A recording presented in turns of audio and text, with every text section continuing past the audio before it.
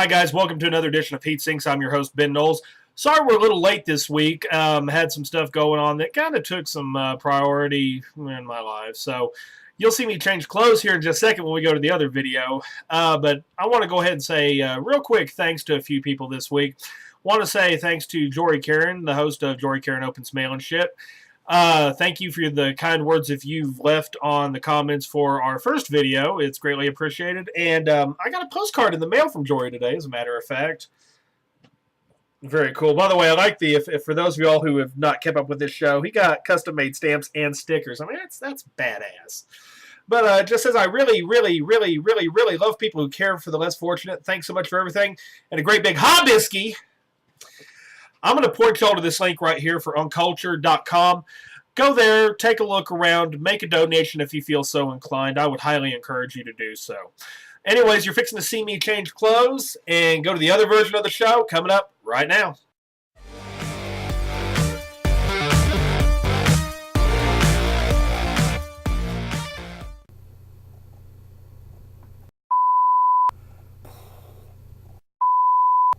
Welcome to another edition of Heat Sinks. I'm your host, Ben Knowles. And this week, I've got a lot of stuff to talk about. Computer repair, chilling with the 40 at the AA meeting, Mrs. Betty Bowers, America's best Christian. You're going straight to hell because you don't believe. And Sophie Ellis-Bextor.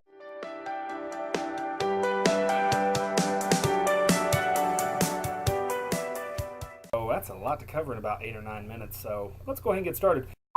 I do computer repair, tune-ups, upgrades, that kind of stuff for a living. And I'm going to go over some basic rules whenever you deal with a computer repair technician. Guys, here's several things to remember when you're dealing with a computer technician. 1, don't blame someone else. Okay? I hear it all the time. My insert family member, friend here, son, grandson, daughter, brother, cousin, next door neighbor, coworker, lover, donkey, whatever, installed stuff on my computer. You know what? Just admit you did it. You know, don't lie to me. I don't care. I'm going to make money off you either way. So don't try to place the blame on someone else. Just admit to what you've done and move on. Okay. Number 2. For the love of God, when you call me, please, if I sit there and tell you what's probably wrong with it, and what it's probably going to take to fix it, and how much it's probably going to cost, I don't want to hear, well, my son, grandson, uncle, niece, nephew, coworker, neighbor, donkey, dog, whatever, can fix it. Because this is what I'm going to tell you. Okay, that's absolutely terrific. I hope you have a great day. Goodbye. That's exactly what you're going to hear from me. And then third, do not ask me, please do not ask me, what kind of software do you use? Okay, the only thing I'm going to tell you is that I will install free antivirus software and that I use proprietary software to do everything else. Why am I going to give away the secrets of the trade? For all you know, I could be using some cheap Norton program, or I could be using a professional grade program that costs thousands of dollars, which I do.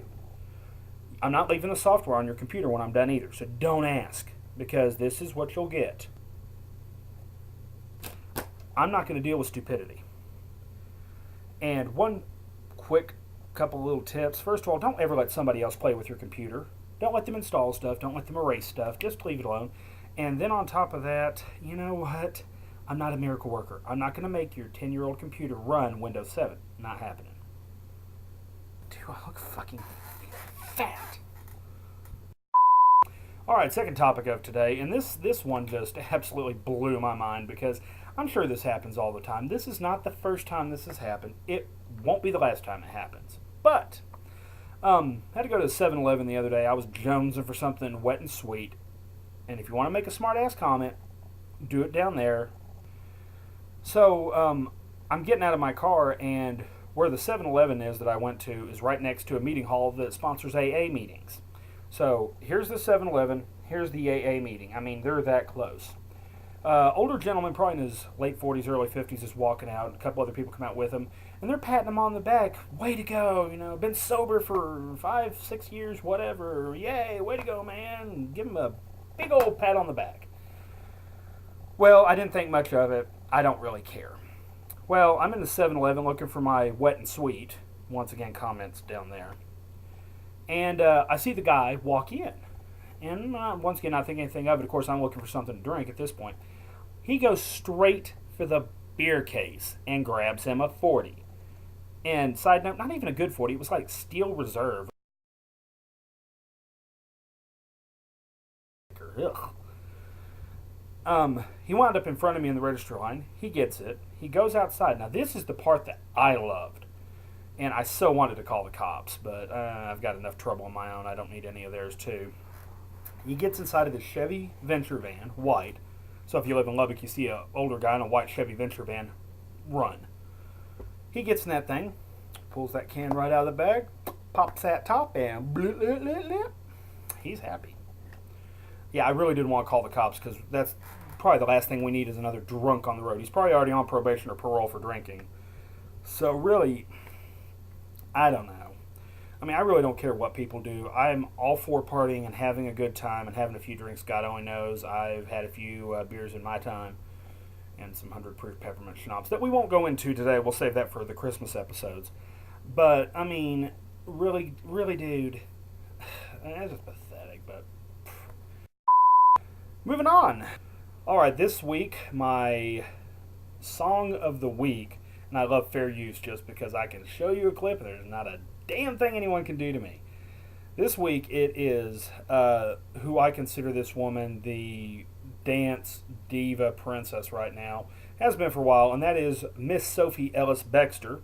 She's out of the UK. She has done a lot of really good songs over the last few years, and I'm actually going to backtrack and go to an older song of hers, and that is Murder on the Dance Floor. Came out in 2002. Absolutely incredible dance track. Used to hear it a lot at a lot of the dance clubs, especially in the Dallas area. I'm sure you heard it everywhere else too. Great song. Sophie's lyrics and her voice is just absolutely just overwhelming. I don't exactly play for the home team, but you know what? I'd tap that. I don't deny it. She is absolutely beautiful, very talented singer, and any singer that is one, talented, and two, beautiful, whew, that's a great combination. If you think you're getting away, I will prove you wrong. I'll take you all the way. Stay another song. I'll blow you all away. It's a matter on the dance floor. Alright, if you want to check it out, here's the link right here, and I'll send you straight to the video for Murder on the Dance Floor by Sophie Ellis-Bextor. Still look fat. My YouTuber... No, not yet. And this week's YouTube channel of the week belongs to that of Mrs. Betty Bowers, who holds the coveted title of America's Best Christian. Here's a well-known fact. All you unsaved trash out there have no idea what constitutes a Bible-based marriage. And here's a little-known secret. Neither do Christians. And that's why the Lord has called upon me, America's best Christian, to teach all of you his definition of marriage. Betty explains everything, and she does it in such a way that is just pleasingly offensive. For example, In the beginning of time, say, 6,000 years ago, God created one man and one woman. They had 2 children, both had penises. You might inquisitively ask, Lord, if Adam and Eve only had boys, where did the grandchildren come from? oh, Betty, I've got a real quick question for you. Explain a Bible-based marriage. It is between one man and his sister. And her rapist, kitchen condiment, gal who's kidnapped and raped a few more women, an adulterer, and a pack of raped whores. 700 wives, 300 concubines, and the hell, and a son who has murdered his brother. But it is not between one man and another man, because, well, that would be immoral. And that was Mrs. Betty Bowers, America's Best Christian. Check her out right here. Subscribe to her channel. Be sure to tell her that I sent you. And that's just about all the time we've got for this week's edition of Heat Sinks. I'll probably be back with you on Monday. Maybe sooner, maybe later. You never can tell. I need you to do 3 things, okay? I need you to, 1, subscribe. Please, get my numbers up. Come on, guys. Y'all know you want to subscribe to my channel. You wouldn't be watching if you didn't like it. 2, either give me a great big thumbs up or a great big thumbs down. At least that way I kind of have an idea of what's wrong. And 3, comment. I want to hear what you got to say about the topics I've talked about, the music I've talked about, my YouTuber I've talked about, or if you even just want to sit there and say, hey, how's it going? I'm cool with that. So anyways, we will see y'all next time, and thanks for watching Heat Sinks.